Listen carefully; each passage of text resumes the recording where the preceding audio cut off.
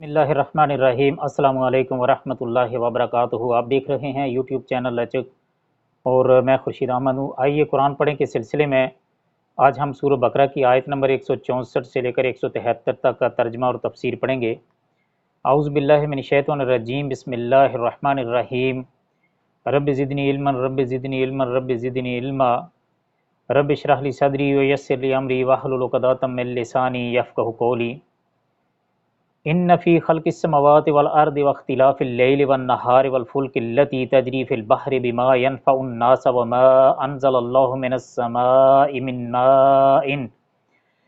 Mine फ़अह्या बिहिल अर्द बअद मौतिहा व बस्स फ़ीहा मिन कुल्लि दाब्बह व तस्रीफ़िर रियाहि वस्सहाबिल मुसख्खरि बैनस समाइ वल अर्दि लआयतिन लिक़ौमिन याक़िलून। तर्जमा है इस आयत करीमा का। आसमानों और ज़मीन की पैदाइश, रात दिन का हेर फेर, कश्तियों का लोगों को नफ़ा देने वाली चीज़ों को लिए हुए समुद्रों में चलना, आसमान से पानी उतार कर मुर्दा ज़मीन को ज़िंदा कर देना, इसमें हर किस्म के जानवरों को फैला देना, हवाओं के रुख बदलना और बादल जो आसमान और ज़मीन के दरमियान मुसख्खर हैं, इनमें अक्लमंदों के लिए कुदरत इलाही की निशानियाँ हैं। ये आयत इस लिहाज से बड़ी जामे है कि कायनात की तख्लीक और इसके नज़म और तदबीर के मतलब 7 अहम अमूर का इसमें यकजा तज़किरा किया गया है, जो किसी आयत में नहीं है। यानी नंबर 1 आसमान और ज़मीन की पैदाइश, जिनकी वुसअत व अज़मत मोहताज बयान नहीं। नंबर 2 रात और दिन का यक्के बाद दीगरे आना, दिन को रोशनी और रात को अंधेरा कर देना ताकि कारोबार माश भी हो सके और आराम भी। फिर रात का लंबा और दिन का छोटा होना, और फिर इसके बरक्स दिन का लंबा और रात का छोटा होना। ये हेर फेर साल में होता है। समंदर में कश्तियों और जहाज़ों का चलना, जिनके ज़रिए से तजारती सफ़र भी होते हैं और टनों के हिसाब से सामान रिज़्क़ व आसाइश एक जगह से दूसरी जगह मुंतकिल होता है। अब तो हवाओं में भी टनों के हिसाब से वज़न लेकर जहाज़ जाते हैं। यकीनन इसमें भी अल्लाह ताला की एक बहुत बड़ी निशानी है अक्लमंदों के लिए। बारिश जो ज़मीन की शदाबी और रोईदगी के लिए नहायत ज़रूरी है। नंबर 5 हर किस्म के जानवरों की पैदाइश, जो नकल व हमल, खेती बाड़ी और जंग में भी काम आते हैं, और इंसानी खुराक की भी एक बड़ी मिकदार इनसे पूरी होती है। नंबर 6 हर किस्म की हवाएं, ठंडी भी, गर्म भी, बारावर भी और गैर बारावर भी, मशरकी मगरबी भी और शुमाली जनूबी भी, इंसानी ज़िंदगी और इनकी ज़रूरियात के मुताबिक। नंबर 7 बादल, जिन्हें अल्लाह ताला जहाँ चाहता है बरसाता है। ये सारे अमूर क्या अल्लाह ताला की कुदरत और इसकी वाहदनीयत पर दिलालत नहीं करते? यकीनन करते हैं। क्या इस तख्लीक में और इस नज़्म और तदबीर में इसका कोई शरीक है? यकीनन नहीं है। तो फिर इसको छोड़कर दूसरों को माबूद और हाजत रवा समझना कहाँ की अक्लमंदी है? अल्लाह ताला गुमराहों को समझ अता फरमाए और सीधे रस्ते की समझ अता फरमाए। अल्लाह ताला हम सब को शिरक से महफूज रखे।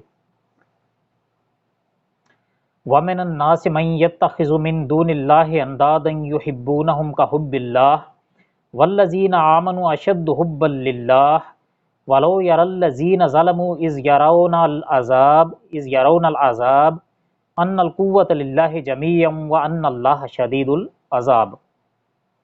इस आयत करीमा का तर्जमा है, बाद लोग ऐसे भी हैं जो अल्लाह के शरीक औरों को ठहरा कर इनसे ऐसी मोहब्बत रखते हैं जैसी मोहब्बत अल्लाह से होनी चाहिए, और ईमान वाले अल्लाह की मोहब्बत में बहुत सख्त होते हैं। काश के मुशरक लोग जानते कि जब अल्लाह के अजाब को देखकर जान लेंगे कि तमाम ताकत अल्लाह ही को है और अल्लाह सख्त अजाब देने वाला हो, तो हरगिज़ शिरक ना करते।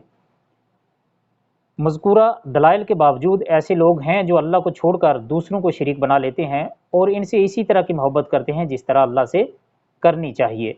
बहसत मोहम्मदी के वक्त ही ऐसा नहीं था, बल्कि शिरक के ये मज़ाहिर आज भी आम हैं। यानी कि जब नबी सल्लल्लाहु अलैहि वसल्लम मबूस हुए थे तब तो इस तरह के मामला थे, शिरक था, लेकिन ये तब ही नहीं था, बल्कि आज भी इस तरह के मज़ाहिर आम हैं, बल्कि पहले से भी ज़्यादा हैं।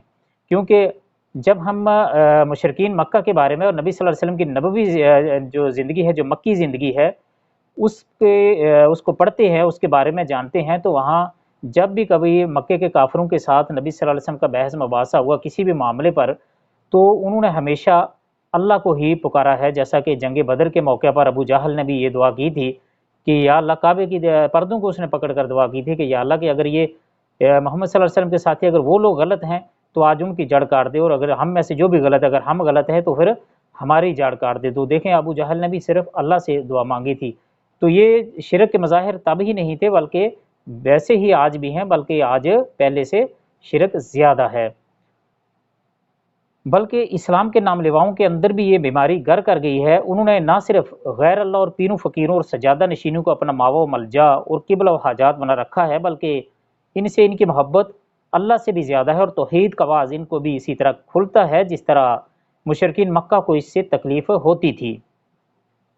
جس کا نقشہ اللہ سبحانہ تعالیٰ نے اس آیت میں کھینچا ہے، آیت کریمہ ہے وَإِذَا ذُكِرَ اللَّهُ وَحْدَهُ اشْمَأَزَّتْ قُلُوبُ الَّذِينَ لَا يُؤْمِنُونَ بِالْآخِرَةِ وَإِذَا ذُكِرَ الَّذِينَ مِن دُونِهِ إِذَا هُمْ يَسْتَبْشِرُونَ۔ تاہم اہل ایمان کو مشرکین کے برعکس اللہ تعالیٰ ہی سے سب سے زیادہ محبت ہوتی ہے، کیونکہ مشرکین جب سمندر میں پھنس جاتے تو وہاں انہیں اپنے معبود بھول جاتے اور وہاں صرف اللہ ہی کو پکارتے ہیں۔ خلاصہ یہ ہے کہ مشرکین سخت مصیبت میں مدد کے لیے صرف ایک اللہ کو پکارتے ہیں۔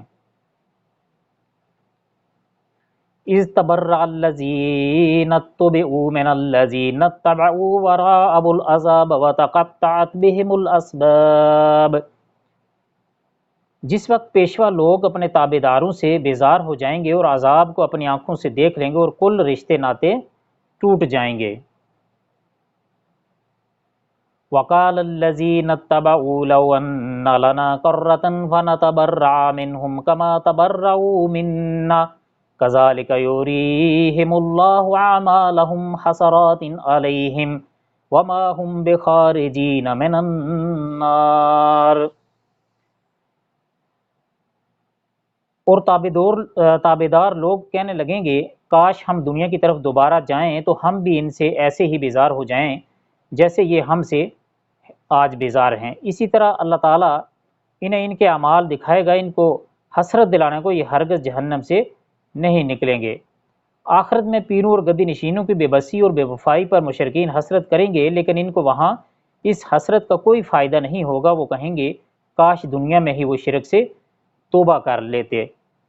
تو یہ اسی کا نقشہ کھینچا گیا ہے کہ جب جو پیشوا لوگ، جہاں سے پر پیشوا لوگوں سے مراد کیا ہے کہ جن کی لوگ پوجا کرتے ہیں، جن پیروں فقیروں کو لوگ اپنا پیشوا سمجھتے ہیں، پیر کا مطلب وہی ہوتا ہے پیشوا رہنما، تو ان سے وہ لوگ جو کیا کریں گے، ان کو جو پوجنے والے ہیں، ان کو ماننے والے ہیں، یعنی ان کے مریدین ان سے بیزاری اختیار کریں گے، بولیں گے ہم ان سے بیزار ہیں، ہمارا ان کے ساتھ کوئی تعلق نہیں۔ تو تب پھر جو پیشوا ان کے جو ماننے والے ہوتے ہیں، جو مریدین ہیں، وہ یہ خواہش کریں گے کہ کاش اس وقت ہم نے ان کی پیروی نہ کی ہوتی، اور کاش آج ہم دوبارہ دنیا میں جائیں تو ان کو بالکل ٹھکرا دیں اور ان سے نظر دور کر لیں اور ان کو دھتکار دیں اور صرف ایک اللہ وحدہ لا شریک کی عبادت کریں۔ لیکن تب وہاں پر یہ موقع ہاتھ نہیں آئے گا۔ جو کچھ عمل کرنا ہے وہ اسی دنیا میں کرنا ہے، آخرت میں تو صرف اس کا صلہ ہی پانا ہے۔ اسی لیے کہتے ہیں کہ دنیا جو ہے یہ آخرت کی کھیتی ہے، اور آخرت میں وہی ملے گا جو آپ دنیا میں بیجیں گے، تو اسی کو آخرت میں جا کر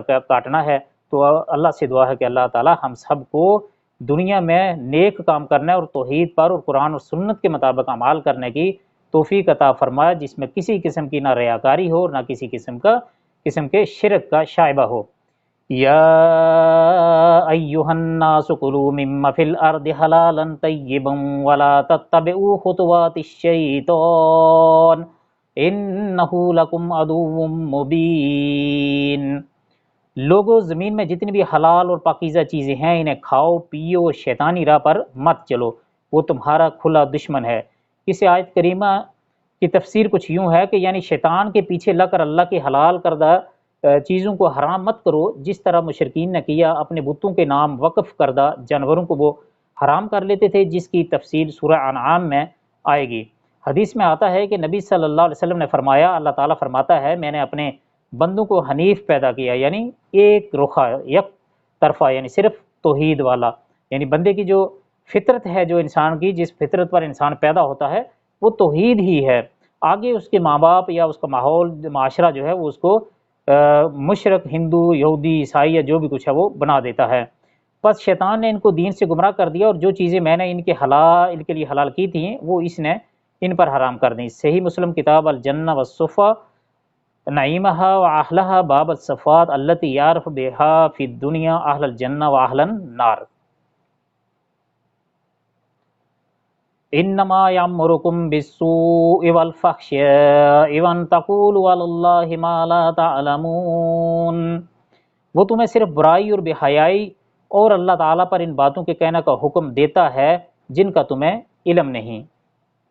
وَإِذَا قِيلَ لَهُمُ اتَّبِعُوا مَا أَنزَلَ اللَّهُ قَالُوا بَلْ نَتَّبِعُ مَا أَلْفَيْنَا عَلَيْهِ آبَاءَنَا أَوَلَوْ كَانَ آبَاؤُهُمْ لَا يَعْقِلُونَ شَيْئًا وَلَا يَهْتَدُونَ۔ اور ان سے جب بھی کہا جاتا ہے کہ اللہ تعالیٰ کی اتاری ہوئی کتاب کی تابعداری کرو، یعنی جو کتاب اللہ تعالیٰ نے اپنے نبی صلی اللہ علیہ وسلم پر اتاری ہے اس کی تابعداری کرو، تو جواب دیتے ہیں ہم اس طریقے کی پیروی کریں گے جس پر ہم نے اپنے باپ دادوں کو پایا، گو ان کے باپ دادے بے عقل اور گم کردہ راہ ہی کیوں نہ ہوں۔ یعنی کہ اگر ان کے باپ دادا گمراہ ہی ہوں تو پھر بھی یہ اپنے باپ دادا کی ہی پیروی کریں گے، یہ تو بڑی عجیب بات ہے۔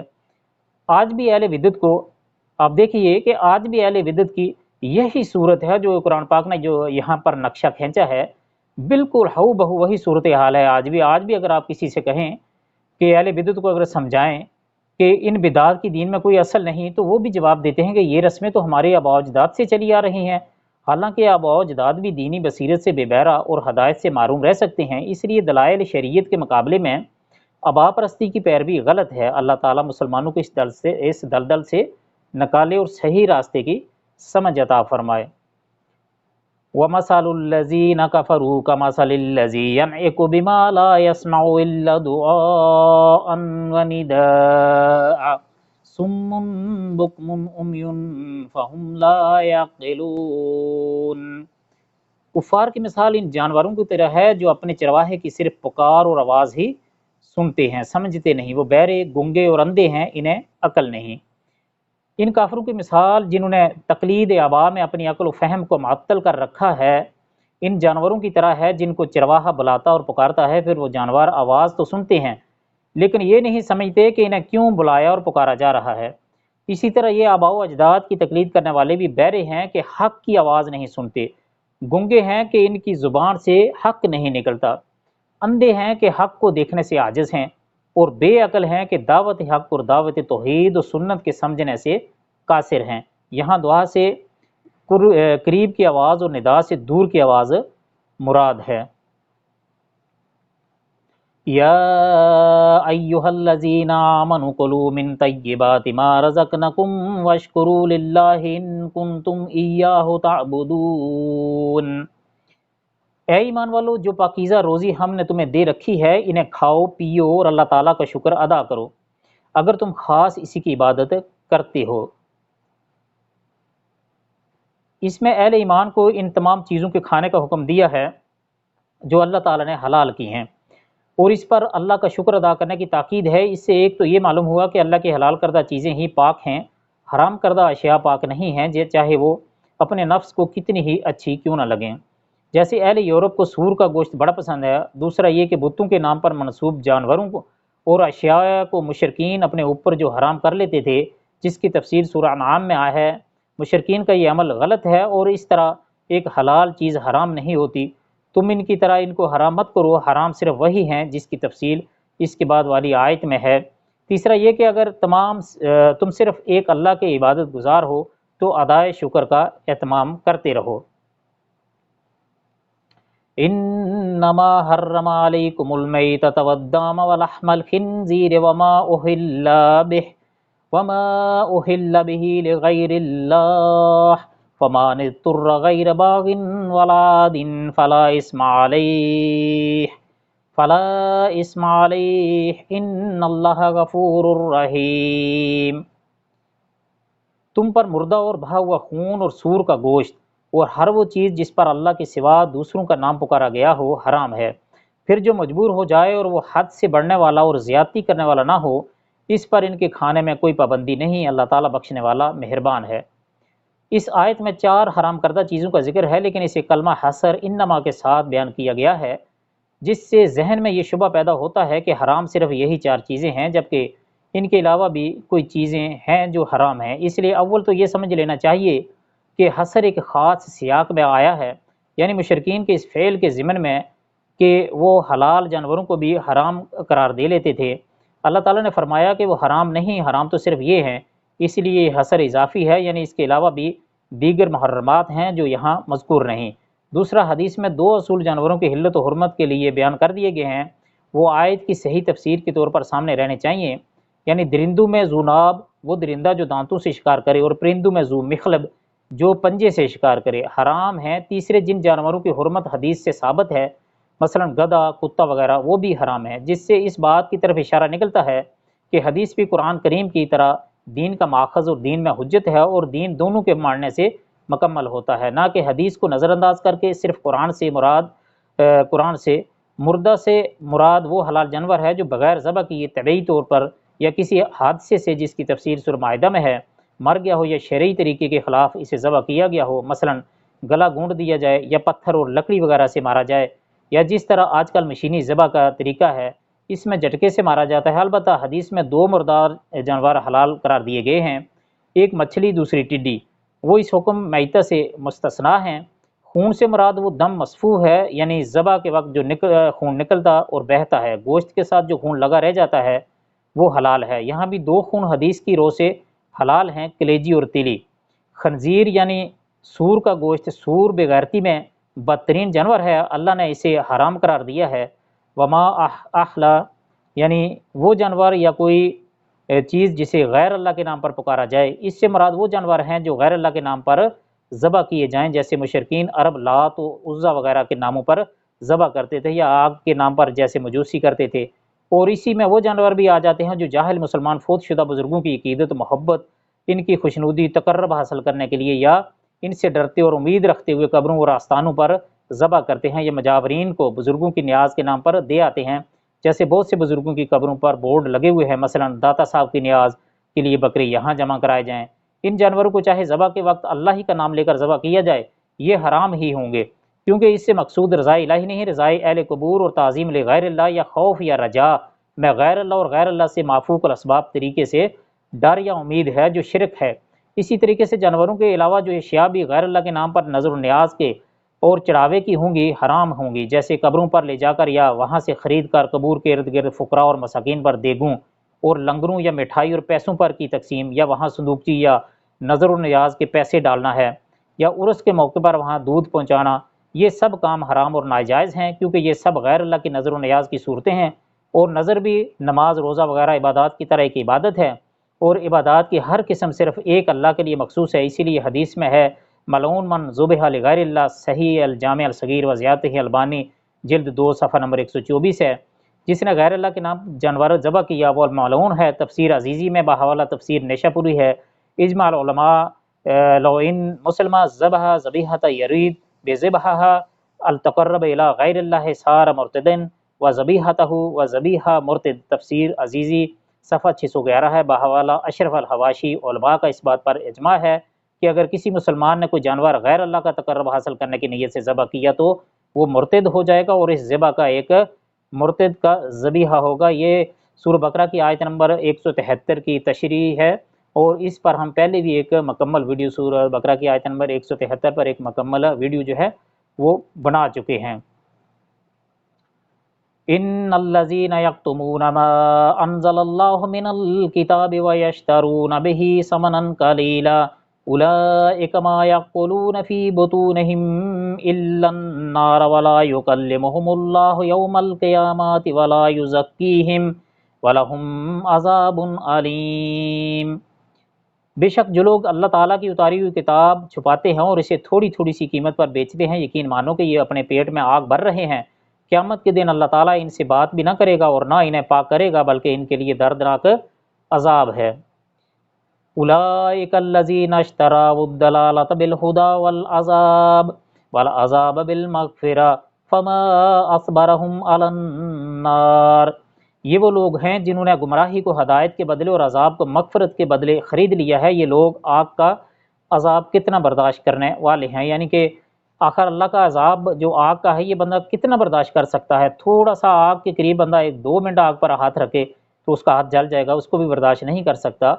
اور اس آگ سے اللہ تعالیٰ ہر مسلمان کو، ہر مومن مسلمان کو محفوظ رکھے۔ اللہ تعالیٰ جتنے بھی فوت شدگان ہیں سب کو اس آگ سے، نار جہنم سے محفوظ فرمائے۔ یقیناً یہ بہت ہی بڑا سخت عذاب ہے۔ اللہ تعالیٰ سے ڈرنا چاہیے اور اس کے ساتھ کسی بھی قسم کے شرک سے بچنا چاہیے۔ ذالک بان اللہ نزل الکتاب بالحق وان الذین اختلفوا فی الکتاب لفی شقاق بعید۔ ان عذابوں کا باعث یہی ہے کہ اللہ تعالیٰ نے سچی کتاب اتاری اور اس کتاب میں اختلاف کرنے والے یقیناً دور کے خلاف میں ہیں۔ یعنی کہ جو لوگ اس کتاب میں اختلاف کر رہے ہیں یہ اللہ تعالیٰ کی سچی کتاب ہے، اور ان کا اختلاف جو ہے وہ بہت ہی بڑی دور ان کی گمراہی ہے۔ وہ کسی قسم کی اس میں کوئی دلیل، کوئی حقیقت ہے ہی نہیں کہ وہ ان کا جو کہنا ہے، ان کا جو اختلاف ہے، کوئی کسی قسم کا بھی اس میں ذرا سا بھی کوئی حق کا شائبہ نہیں ہے۔ وہ بالکل غلط پر ہیں اور حق سے بہت زیادہ دور ہیں۔ تو یہ تھی ہماری آج کی ویڈیو، لیکن اس میں تھوڑی سی میں وضاحت کر دینا چاہتا ہوں کہ میں نے شروع میں بتایا تھا کہ آیت نمبر 164 سے 173، لیکن اس پہ مجھ سے غلطی ہوئی ہے، سوری، اس کے لیے میں معذرت خواہ ہوں۔ یہ آیت نمبر 164 سے 176 ہے۔ تو اللہ تعالیٰ ہمیں صحیح توحید کے راستے کو اور اللہ تعالیٰ کی جو صحیح اسلامی طریقہ ہے اس کو سمجھنے کی، اس پر عمل کرنے کی اور قرآن پاک کو پڑھنے کی، سمجھ کر پڑھنے کی اور اس پر عمل کرنے کی توفیق عطا فرمائے۔ اگر آپ کو ویڈیو اچھی لگے تو لائک، کمنٹس اور شیئر ضرور کیجیے گا۔ اگر آپ پہلی بار اس چینل پر تشریف لائے ہیں تو چینل کو سبسکرائب کر لیجیے اور گھنٹی کے بٹن کو دبا کر آل پر ضرور کلک کر لیجیے گا تاکہ ہر آنے والی ویڈیو اب تک بر وقت پہنچتی رہے۔ اللہ تعالیٰ میری طرف سے اس کو قبول عام فرمائے اور ریاکاری سے محفوظ فرمائے اور خالص اپنی رضا کے لیے لکھ دے۔ السلام علیکم ورحمۃ اللہ وبرکاتہ۔